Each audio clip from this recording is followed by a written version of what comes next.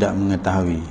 Wa ma arsalna, tidak kami utuskan engkau, tidak kami utuskan qablaka, sebelum engkau, illa, kecuali laki-laki nuha ilaihim, maksudnya diwahyukan kepada mereka, maksudnya Allah SWT utuskan, laki-laki, yang mana laki-laki itu diwahyukan kepada mereka. Banyak laki-laki itu para nabi lah yang diwahyukan. Kemudian fas'alu ahli zik in kuntum ta'lamun, kemudian bertanyalah kamu kepada orang-orang yang berpengetahuan agama jika kamu tidak mengetahui. Itu permulaan bab ini, menceritakan tentang bab wajib menuntut ilmu. Ayat Quran menjelaskan. Jadi kalau kita para nabi dulu diutuskan dan mereka ni diberi wahyu oleh Allah Subhanahu Wa Taala, dan mereka ni mengetahui, dan kalau kita tahu maka kita bertanya kepada mereka. Mudah-mudahan dengan itu kita dapat mengetahui.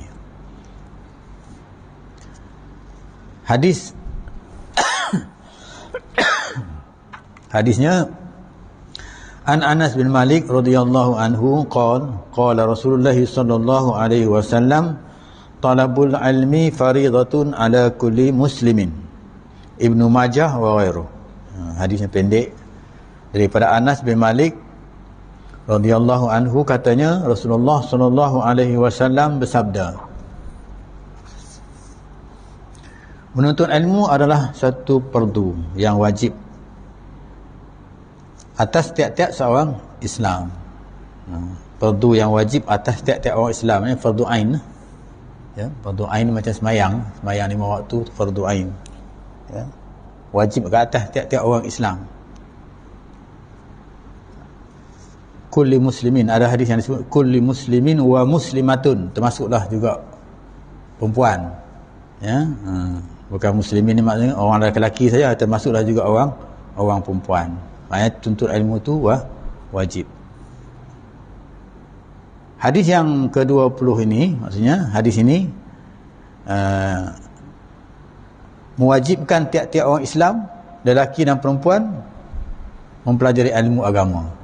Jadi ilmu yang berkaitan dengan agama wajib dipelajari, terutamanya ilmu tauhid, iaitu ilmu yang mentauhidkan Allah Subhanahu Wa Taala.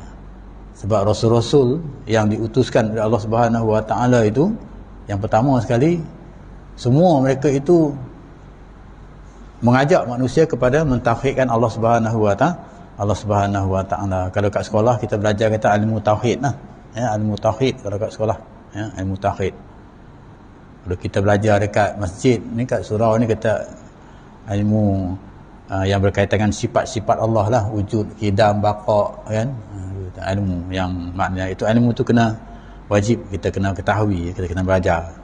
Ilmu agama lah, kalau disebut ilmu agama ni, ilmu tauhid, ilmu fiqh tu berkaitan dengan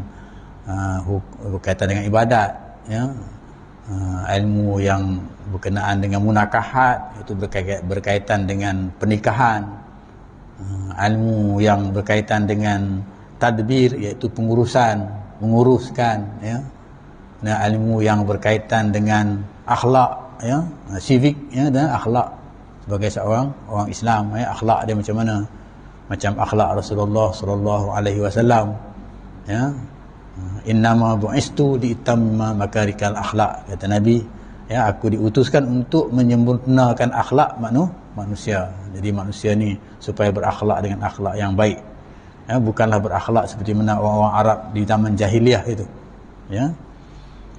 Baik, itu dia katakan. Jadi huraian daripada hadis itu, dia kata oleh kerana sesuatu pekerjaan dari yang sekecil-kecilnya hinggalah yang sebesar-besarnya tidak dapat dilakukan dengan teratur dan sempurna melainkan dengan ilmu pengetahuan yang berkenaan dengannya.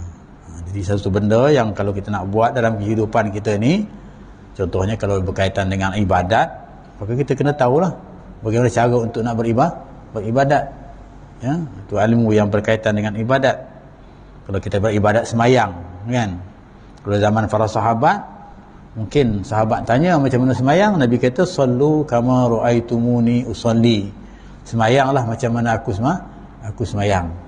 Itu zaman sahabat, zaman Nabi SAW. Ya, zaman kita ni maksudnya hadis yang menceritakan. Jadi hadis yang ditinggalkan Rasulullah SAW yang ceritakan. Kemudian dikupas pula oleh ulama-ulama supaya jangan tertinggal seperti mana yang dibuat oleh Nabi itu. Takut nanti ada pula yang tertinggal, tak ikut urutannya dan sebagainya. Maka ulama-ulama bahas, buat peraturannya. Ya, jadi peraturannya buat takbiratul ihram, lepas tu rokok, sujud, ya, buat peraturan. Jadi supaya apa? Supaya tidak lari daripada seperti mana yang Rasulullah SAW kata kepada para sahabat ketika zaman dia. Zaman tu tak ramai yang menulis kan. Jadi ulama-ulama tu maksudnya mereka tulis keadaan itu supaya tidak lari daripada apa yang Nabi sebut. Tu maksudnya benda yang sekecil-kecil lah dalam kehidupan kita. Daripada kita bangun tidur sampailah seterusnya kita tidur balik semula dalam satu hari tu 24 jam tu. Apa yang kita buat? Kan? Nak makan tu macam mana? Nak tidur tu macam mana? Nak berjalan tu macam mana? Nak bekerja tu macam mana kan? Jadi diaturkan, dibuat peraturan-peraturan. Sebab itu dulu ada masa saya kerja dulu ada dia kata apa? Bekerja sebagai satu ibadat. Kita kerja tu juga pergi pagi punch card kan. Tu kerja tu sebagai ibadat dia kata. Ya. Nak diterjemahkan bahawa apa yang kita buat itu walaupun kita makan gaji kita kata kan, maksudnya tapi kerja tu ibadat. Ya. Jadi pergi punch card, buat kerja. Jadi bila kita kerja sebagai ibadat, kita buat kerja tu macam mana kita ibadat lah. Mana bila ibadat kita buat sesuatu tu kalau baik ibadat itu maka baiklah ganjarannya daripada Allah Subhanahu Wa Taala. Kalau semayang tu semayang yang baik maka baiklah apa yang kita dapat itu kan. Itu dia kata ibadat. Jadi maksudnya keseluruhan kehidupan kita ni ibadat lah. Ya. Jangan lari daripada ingat kepada Allah Subhanahu Wa Taala. Sebab itu disusun atur oleh Allah Subhanahu Wa Taala, Allah Subhanahu Wa Taala kehidupan kita itu. Wa ma khalaqtul jinna wal ins illa liya'budun. Tidak aku jadikan jin dan manusia melainkan untuk beribadat. Kalau kita fokus kepada ibadat semayang saja, tak buat apa, kita duduk semayang ajalah. Kalau kita fokus kepada ibadat, maknanya ibadat tu segala apa yang kita lakukan dalam kehidupan kita, daripada kita bangun tidur sampai kita tidur balik semula satu hari itu, yang dibawa oleh Rasulullah SAW, modelnya Rasulullah SAW itulah dikatakan ibadat. Ya, maknanya dapat pahala, dapat ganjaran pahala dari Allah Subhanahu Wa Taala, dan ganjaran itu dapat kita amalkan, dapat kita bekalkan untuk hari akhirat. Ya, yang disebut kat sini tuntut ilmu saja. Jadi sebahagian daripada kehidupan itu ialah tuntut ilmu. Sebahagian daripada kehidupan kita ni Allah suruh perintah tuntut ilmu. Ayat yang pertama turun kepada Nabi SAW pun ayat Iqra. Ya, Iqra bismi rabbikal ladzi khalaq. Ya, Iqra tu maksudnya baca. Ya, bacalah kan. Jadi nak dapat ilmu kena bacalah kan. Kena baca. Dapat ilmu kena baca. Itu asasnya lah. Kalau asas yang lain tu banyaklah. Mungkin dengan melihat pun juga dapat ilmu. Dengan mendengar pun dapat ilmu juga. Kan? Dengan macam-macam lah hari ni. Kan? Alat-alat komunikasi kan. Kita boleh dapat ilmu. Kan? Itu berarti tuntut ilmu. Maksudnya wajib. Ilmu apa? Ilmu agama. Ilmu lain macam mana? Wajib juga ilmu lain pun. Ya? Wajib juga berdasarkan kepada keperluan kita. Ya? Berdasarkan keperluan kita. Apa keperluan kita? Kita katakan kita ni perlu sebagai seorang doktor, kita katakan. Maka kita wajib kita tuntut ilmu yang berkaitan dengan doktor. Kan? Doktor tu maksudnya apa? Itu dia katakan kalau ilmu yang begitu, doktor yang berkaitan dengan ilmu yang kita katakan fardu kifayah lah istilahnya. Fardu kifayah. Maksud fardu kifayah ni kalau ada seorang doktor tu daripada kalangan kita, orang Islam ni, maka tidak adalah orang Islam semuanya tu berdosa. Itu tuntutan tu. Wajib. Mula-mula wajib ain, lepas tu wajib Keperluannya kalau ada, kena ada seorang doktor. Kalau ada seorang doktor, barulah keperluan tu dikenaki. Sakit, nak ada seorang doktor, kan? Jadi belajar dengan doktor. Jadi dia dikatakan fardu kifayah. Jadi fardu kifayah ni maksudnya fardu ain, fardu kifayah. Kepada kita ni ada fardu ain dan ada fardu kifayah. Fardu kifayah tu lebih hebat lagi daripada fardu ain. Fardu ain tu memang tanggungjawab kita kepada Allah Subhanahu Wa Taala. Fardu kifayah itu menambahkan lagi ibadat kita kepada Allah Subhanahu Wa Taala. Fardu ain tu dah tentu dah. Semayang tu dah tentu dah wajib, kan? Tapi yang kifayah tu apa dia? Berjamaah. Itu fardu kifayah. Semayang berjamaah. Semayang tu wajib fardu ain, tapi bila kita berjamaah jadi fardu kifayah. Bila fardu kifayah, maka hukumnya fardu kifayah itu maksudnya kalau ada seorang yang berjamaah, sebahagian daripadanya berjamaah di masjid, maka yang lain terselamatlah daripada dosa atas tuntutan fardu kifayah itu. Ya. Jadi kalau kita lah yang sikit datang ke surau ke masjid ni kan, sikit ni kan. Jadi kita ni menyelamatkan orang yang ramai tak datang. Mana kita menyelamatkan fardu kifayah yang di ke atas mereka itu. Ya, kalau kita semua tak datang, semua akan tanggung akibatnya. Kan? Itu fardu kifayah kan maksudnya. Jadi mana kata yang fardu ain itu dah tentu dah kan. Jadi bila kita datang masjid kita berjemaah itu fardu kifayah. Dan fardu kifayah ni kadang-kadang fadilatnya lebih daripada buat seorang diri. Kalau kita buat fardu kifayah di sini kan di masjid, mana kita akan dapat fadilatnya itu lebih baik daripada kita buat seorang diri. Kalau sembahyang berjamaah dia kata salatul jamaah afdalu min salatil fardi 70 darajah. Kalau sembahyang jamaah itu lebih baik daripada sembahyang seorang diri 27 darjat, atau kata 25 kan. 27 darjat. Jadi lebih baik daripada sembahyang seorang diri. Jadi mana mereka yang melaksanakan fardu ain tu terlepas daripada perintah Allah Subhanahu Wa Taala. Kan? Walaupun terlepas tapi dalam fardu ain tu juga ada pahalanya. Tapi itu tanggungjawab yang kita kena buat. Kalau kita tak buat berdosa. Jadi bila kita buat, lepas tanggungjawab kita. Kan? Dan lepas tanggungjawab itu dibagi ganjaran pula pahala kerana kita buat.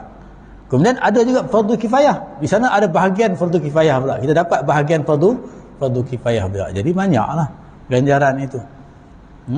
Bila banyak ganjaran itu, maka itulah satu aset yang boleh kita guna pakai untuk di hari akhirat. Aset dia maksudnya satu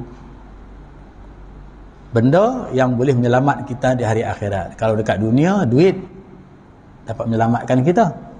Mungkin kita tak ada makan, kita boleh beli makanan dengan duit. Mungkin tak ada kereta, boleh kereta dengan ada duit kan? Menyelamatkan kita, menyenangkan kita ya, dalam kehidupan kita di dunia. Tapi di akhirat kita tak boleh guna yang macam ini. Maka apa kegunaan dia? Gunaan dia ialah pahala yang Allah bagi masa kita buat di dunia ini. Jadi itulah yang kita buat di dunia ni, itu pahala yang kita dapat. Itulah yang dapat menyelamatkan kita di sana dan yang dapat menyempurnakan kehidupan kita di sana. Yang dapat menambah baik kehidupan kita di sana.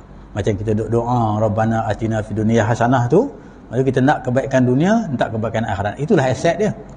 Kalau kita kata aset lah istilahnya, hari ni bahasa moden sikit kan, aset lah kita katakan. Benda yang boleh kita pegang untuk selamatkan kita. Baik, itu ada ayat yang berkaitan dengan hari akhirat kan. Apa ayatnya? Idza ma hatta idza jaa ahadakumul maut qala birji'un. Dia kata apabila datang kematian, mereka tu dah mati dah, ada di hari akhirat, mereka berkata rabbirji'un, wahai Tuhan kami nak balik. Nak balik. Sebab apa dia nak balik? Sebab aset tadi tak cukup nak menyempurnakan dia. Sebab dia nampak yang boleh menyempurnakan timbangan dia, yang boleh merasakan dia selesa hidup di situ tu, tak ada benda lain yang boleh bantu dia. Hanya pahala yang dibuat di atas muka bumi ini saja. Yang lain dia tak boleh. Kalau dekat dunia boleh kita boleh minta dengan orang ni, minta orang ni. Di akhirat kita nak minta dengan siapa? Tak boleh minta lagi dah. Kan? Masa itu dia minta dengan Allah, dia minta nak balik. Pada ayat tu sambung, apa kenapa nak balik?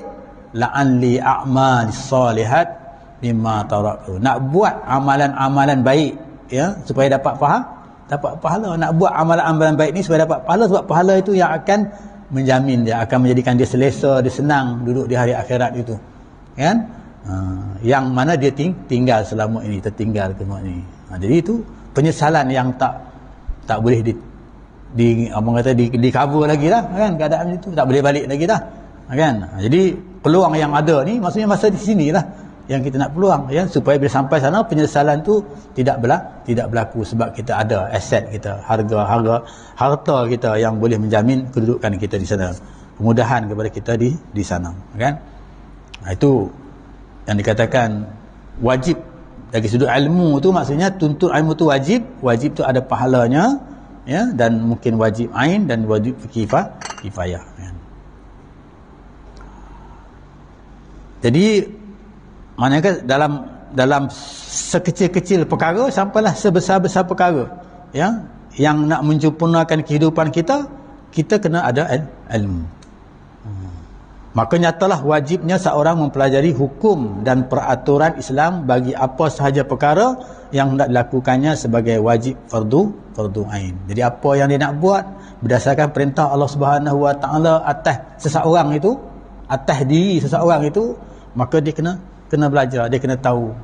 Semayang tu atas diri seseorang itu, zakat atas diri seseorang itu, dia kena tahu, ya. Dia kena tahu lah, sebab itu benar wajib. Juga tuntut ilmu tu wajib.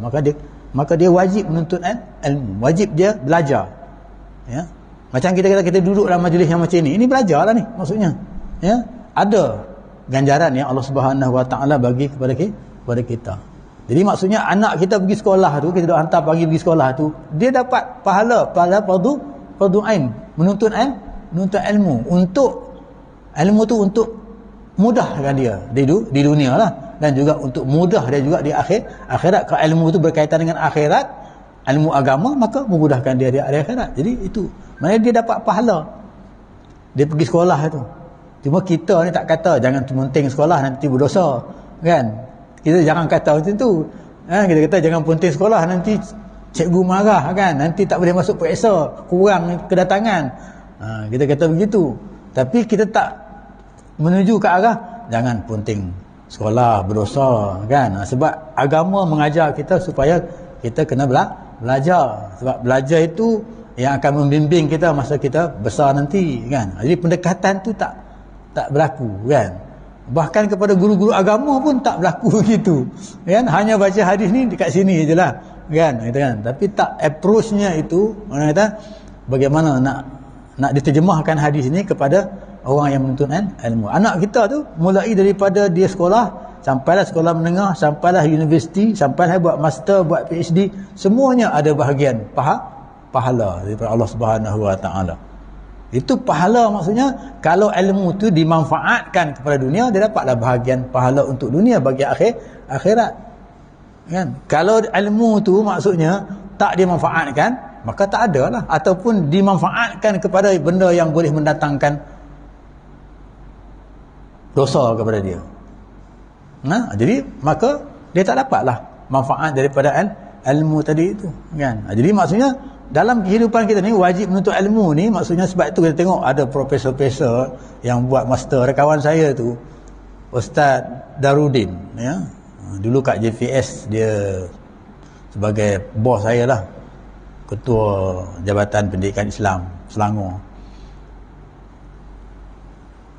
Bukan Ustaz Darudin, Timbalan Mufti Selangor, ya, Ustaz Majid, Ustaz Majid, Timbalan Mufti Selangor. Dulu mufti dia Ustaz daripada Sabak Bernam tu, Ustaz apa, Allahu Akbar, lupa.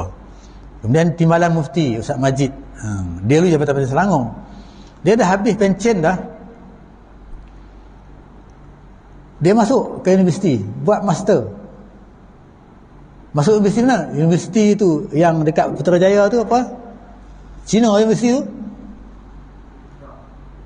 Lowing apa? Serbajaya. Universiti apa? Nama Cina. Lee Kok Wing. Universiti Lee Kok Wing. Rupanya di situ ada boleh buat master bahagian pendidikan Islam kan. Dia buat master kat situ. Dia panggil balik, dia call balik ustaz-ustaz kita ni, dia kata kau bagi aku 3 hadis, dia kata kita bagilah 3 hadis dia kata. Jadi dia nak buat survey lah, nak buat master tu. Belajar kan. Tu dah tak, dia kata tak ada apa nak buat, anak tak bagi dia buat kerja lain lah, kita nak buat kerja apa lagi, belajarlah dia kata. Ustaz Majid katanya. Okey, itu tuntut ilmu. Sampai begitu sekali lah maksudnya, ya. Mana pahalanya besar, kan? Pahalanya besar kerana ganjaran untuk manfaat dunia pun besar, kan? Mungkin kita dapat tengok manfaatnya nanti, kan, insya-Allah. Maka nyatalah wajibnya seseorang mempelajari hukum dan peraturan Islam bagi apa sahaja perkara yang hendak dilakukan sebagai wajib fardu ain tadi. Menurut kitab Al-Furuq dan Tazhibul Furuq, bahawa Imam Ghazali dalam kitab Ihya Ulumuddin, Imam Ghazali dalam kitab Ihya Ulumuddin dan Imam Syafi'i dalam kitab Ar-Risalah, ya. Jadi Imam Ghazali kitabnya terkenal dengan Ihya Ulumuddin, ya, ada banyak jilidnya, ya. Kemudian Imam Syafi'i terkenal dengan kitab Ar-Risalah, menerangkan, dia kata bahawa telah satu alam, ya, bahawa telah sekata alim ulama, ya, alim ulama sekata tidak harus seorang wajib melakukan sesuatu perkara sehingga dia mengetahui lebih dahulu hukum-hukum Allah mengenai perkara yang hendak dilakukannya itu. Dia tahu hukum tu, dia kena wajib lah. Dia tak tahu hukum, tak wajib kat atas dia. Bila dia belajar, dia tahu hukum tu, maka itu perlu dia tahu, hukum tu wajib. Berarti kita katakan kita belajar, hukum semayang ni wajib. Jadi maka wajiblah kat atas kita. Tapi kalau kita tak belajar, tak tahu, jadi dia tak jadi wajib ke atas diri kita. Orang yang nak berjual beli contohnya, wajib mempelajari hukum Allah mengenainya, hal jual beli. Mesti tahu hukumnya, ya. Lafaz ijab, lafaz kabul jual beli, saya jual, saya beli, kan. Kemudian pertukarannya kena tahulah hukumnya, barangnya mesti cak baik, kan, begitu ya. Kena tahulah dari segi istilah itu. Sebab itu dia menepati hukum jual beli, dia katakan mengenai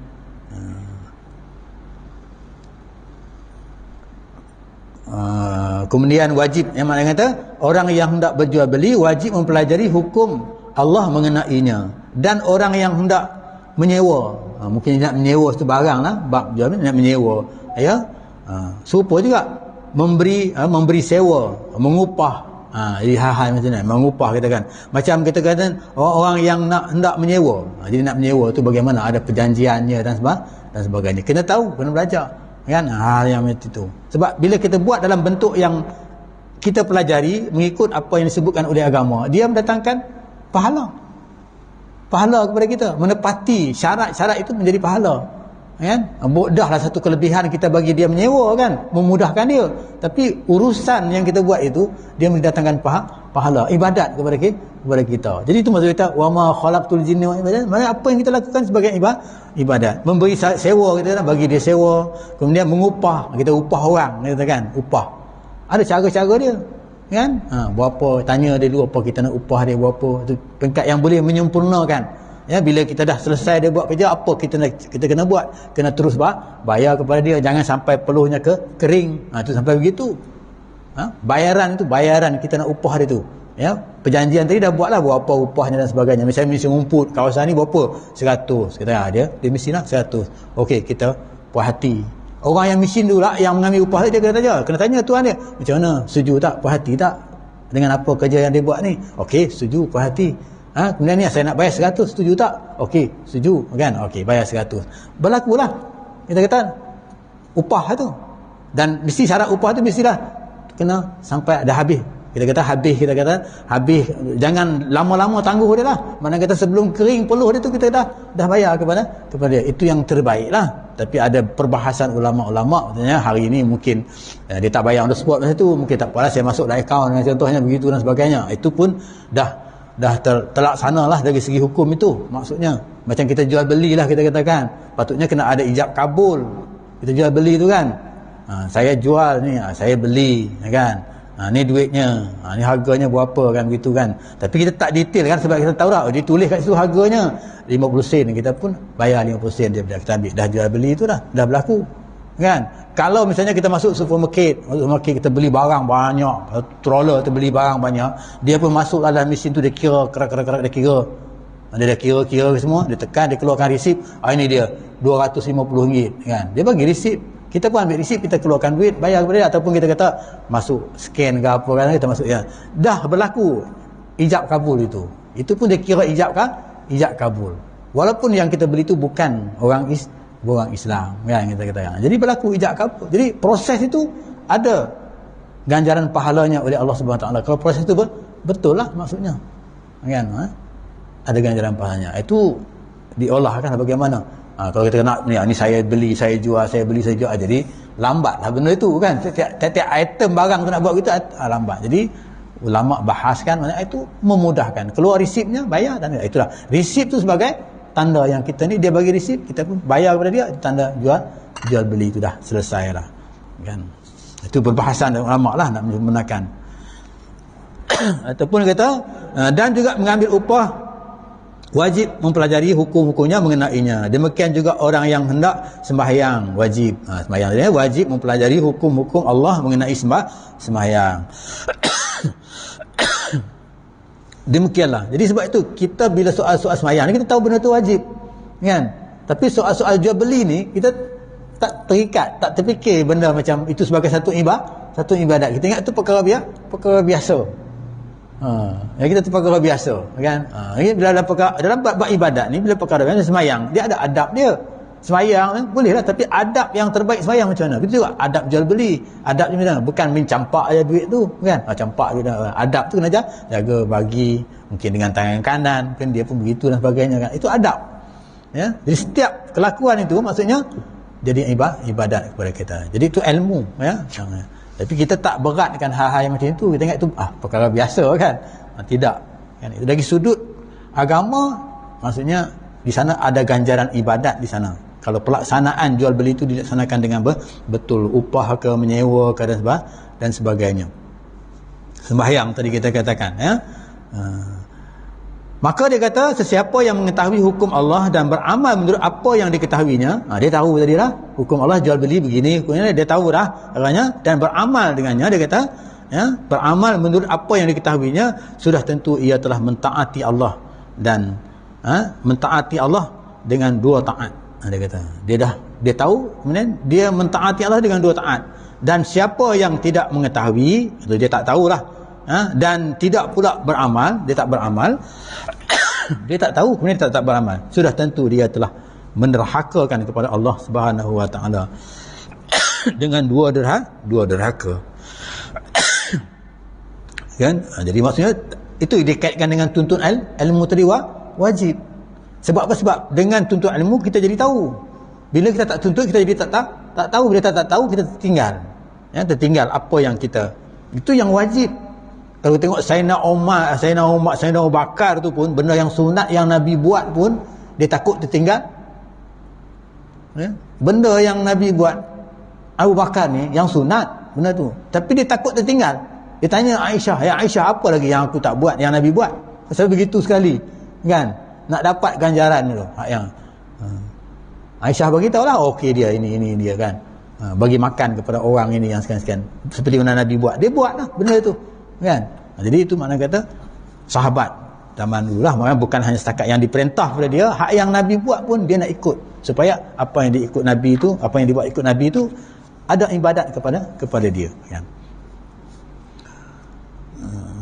Maka ia telah mentaati Allah dengan satu taat dan menderhaka kepadanya dengan satu kederhakaan. Maksudnya kalau dia belajar, maknanya dia taat kepada Allah, ya, dia dapat satu ketaatan. Kalau dia tak belajar, maka dia tak taat, maka dia dapat satu kederhakaan. Maksudnya dia engkar lah, derhaka, engkar. Allah suruh wajib, dia tak buat. Macam sembahyang lah, suruh sembahyang, benda tu wajib. Bila wajib, dia dapat pahala. Hukum wajib ni dapat pahala. Kalau dia tak buat, berdosa. Jadi dia tak ada pilihan, dia kena dia kena buat. Itu ilmu tu kena ada kan. Bila dia, oh ni tak boleh ni, kalau aku buat juga, aku buat dapat pahala, kalau aku tak buat berdosa. Kena buat lah kan. Tak dapat tidak kena buat. Beza dengan sunat pula. Sunat ni kalau buat dapat pahala, kalau tak buat tak berdosa. Tak buat pun tak apalah. Kan, sebab apa? Sebab dia sunat kan, gitu kan. Tak buat pun tak apa. Tapi hak yang wajib ni memang tak boleh tak buat, dia kena buat. Sebab itu ada ulama-ulama dia bahas, dia kata kita ni kalau nak banyak pahala kena buat yang sunat banyak lah kan. Sebab yang sunat tu kalau tak buat tak dapat, kena buat baru dapat. Macam kerja overtime lah kita katakan, kita tak buat overtime tak dapat lah, kita buat overtime dapat lah. Banyak kita buat overtime, banyak lah kita dapat kan. Kalau kita kira macam tu lah kan, nak rational kan, kita kira kita dapat itu. Itu dia katakan. Jadi ilmu itu menjadikan kita mengetahui dan kita dapat pahala kalau taat kepada Allah Subhanahu Wa Taala dengan tuntunan ilmu tadi. Ya, jadi kalau kita tak taat, maka jadi kita akan dikatakan engkar dengan perintah Allah Subhanahu Wa Taala, dikatakan derhaka. Jadi sayugia diingat bahawa ilmu agama itu bukan satu perkara yang mudah ditepati, bahkan mestilah dipelajari dan diterima dari orang Islam yang betul-betul sah ilmunya. Ilmu ni bukan benda yang mudah, lebih-lebih ilmu yang berkaitan dengan Allah Subhanahu Wa Taala, ya, bukan satu benda yang mudah, dia kata, yang kita nak pelajari, sukar, susah. Lebih-lebih lagi dia kata dalam usaha nak belajar ilmu tu, kita kena cari betul-betul orang yang berilmu, maksudnya orang Islam yang betul-betul sah ilmunya serta jujur dan ahli dalam penyampaiannya. Ini orang Islam yang kita katakan kita tahu daripada ilmu mana dia dapat kan. Kemudian dia tu juga tengok orangnya jujur, kita katakan, lepas tu adil kan. Jadi sifat-sifat tu ada kepada diri dia kan. Jadi baru kita boleh terima. Dia kata berilmu tu kena berguru, kita istilahnya ya, kita kena cari orang yang berilmu. Lepas tu dia kata tadi, ayat yang menjelaskan tadi, dia kata kalau kamu tak tahu fas'aluz zikri, kamu tanyalah orang yang lebih tahu. Kamu tak tahu, tanya orang yang lebih tahu. Jadi kena berguru, kita baca kitab kan, begitu istilahnya. Kalau hari ini mungkin kita tengok YouTube pun boleh juga kan, tapi kena mengusahakan dululah siapa yang menyampaikannya, daripada mana rujukannya, dan siapa dianya, sahnya. Kalau di Selangor ni nak sahkannya senang je lah, dia bagi tauliah lah kepada orang yang mengajar tu. Siapa yang mengajar ni, dia ada tauliah dia. Itu dah jelas lah pengesahannya kan. Kalau tak ada tauliah tu mungkin ragu-ragu sikit dari segi pengesahan. Bila ada tauliah tu dah sah lah kan. Jadi kena ada begitulah. Sebab tu masjid-masjid di Selangor ni, ataupun surau-surau di Selangor tu, dia buat kriteria yang macam itu. Penceramah-penceramahnya mesti bertauliah, supaya nak jaga yang apa yang disampaikan itu tidak lari daripada sah, daripada sebenarnya yang disampaikan. Dia kata sesungguhnya, kata ataupun ada hadis yang menerangkan, dia kata hadis Rasulullah SAW yang menerangkan, maksudnya sesungguhnya ilmu yang sah dan muktabar itu tidak akan dapat dicapai melainkan dengan dipelajari daripada guru. Ini hadis Rasulullah SAW. Kena ada guru dia. Kalau zaman sahabat, guru dia ialah Nabi SAW lah. Ya, kalau zaman kita mungkin ulama-ulama itu guru kita lah kan. Bukan semata-mata dari buku-buku. Kita tengok buku, orang buku-buku pun bagus juga. Hari ini banyak Syiah keluarkan buku. Kita tak dapat bezakan ini buku Syiah ke buku kita kan. Perbahasannya kita pun baca aja kan. Begitu. Hari ini ada ya. Kadang-kadang yang berlaku lah pada hari ini. Jadi kita kena maknanya kita kalau semata-mata buku tak boleh. Lebih-lebih lagi yang dia dikarang oleh orang-orang yang orientalis. Maknanya orang-orang yang dia tu tengok dia bermusuh ya dengan Islam, atau orang yang lari hakikatnya dengan Islam, dengan pandangan Islam. Kadang-kadang dia menghidangkan dalam karangan dia itu cantik-cantik kan, tapi cantik-cantik, tapi dia campur dengan yang tak cantik, ataupun dia campur dengan racun contohnya kan. Kalau madu tu dia masuk satu racun, rosaklah satu madu tu Ya, dia masuk sikit je racunnya kan. Dalam kitab tu cantik huraiannya kan, tiba-tiba ada slit benda-benda yang boleh kata merosakkan dari segi akidahnya dan sebagainya. Jadi racun lah. Ya, sikit je benda tu dah terus rosak lah kan. Kalau dekat dunia kita tengok pun penampilan pun kadang-kadang boleh jadi begitu ya. Saya pergi Indonesia, pergi ke Bali, sampai di sana malam tidurlah, rehat, malas nak jalan, kawan-kawan semua pergi berjalan, kita malas nak jalan, tidurlah kat bilik. Sambil tidur kat bilik tengok TV Indonesia. Ada satu channel ceramah, dia tulis ceramah agama kan. Jadi kita pun tekanlah yang itu ceramah, dengar ceramah. Dia pakai baju putih, semua putih dia pakai ya. Dia bukan songkok macam ni lah, tapi dia macam balik serban kan, putih dia pakai. Dia bagi ceramah, kita dengar sedap. Dia bagi cerita tentang apa tu, ketuhanan lah ya, cerita tentang Tuhan apa semua, kita dah dengar sedap je. Tiba-tiba dia balik kepada rujukan kitab dia kepada ni, kemudian disebut berkaitan dengan Candi Borobudur apa semua tu kan, kisah Candi Borobudur, ketuhanan gini India. Ini betul kan ni, dia fikir kan. Kali tengok rupanya Hindu. Dia bagi kuliah tentang Hindu kan, maksudnya agama Hindu kan. Tengok begitu sekali ya. Jadi kalau kita dengar tak tengok, tak tahu lah, kita dengar ya, memang perbahasannya cantik, indah, bab ketuhanan kita kan. Jadi begitulah keadaannya. Maka sebab itu dalam hadis ni dia kata kena berguru kita. Baik ya, jadi itu dia kata hadis ini berkaitan dengan dia punya isunya, iaitu tuntut ilmu tu wajib ya. Wajibnya itu ada manfaatnya dari sudut yang kita bincangkan tadilah, ada manfaatnya. Sebab kelebihan menuntut ilmu ini, dia akan lebih-lebih beragama Islam ni, dia akan mencerahkan diri kita ke arah untuk kita nak mengenali Allah Subhanahu wa Ta'ala. Bila kita nak mengenali Allah, kita cerahkan diri kita untuk mengenali Allah Subhanahu wa Ta'ala, maka itu akan memantapkan iman kita. Sebab tu orang yang berilmu, iman dia hebat. Bukan ilmu kita katakan ilmu agama saja, ilmu lain, ilmu astronomi ke, ilmu apa ke, bila dia sampai ke peringkat kemuncak ilmu tu, di sana baru dia iktiraf bahawa hebat ya. Banyak orang yang mencipta ilmu tu lagi hebat daripada ilmu tu sendiri. Di sana boleh nampak kan. Sebab tu kadang-kadang tengok orang tali sebalat pun, kadang-kadang dia kira kang, dia buat selidik sana selidik sini, akhirnya dia pun terima juga kan. Dia terima juga kita punya pendapat, kita punya argument dan sebagainya. Dan ada sebahagian mereka yang terus masuk Islam. Tapi ilmu tadilah yang menjadikan mereka itu ya.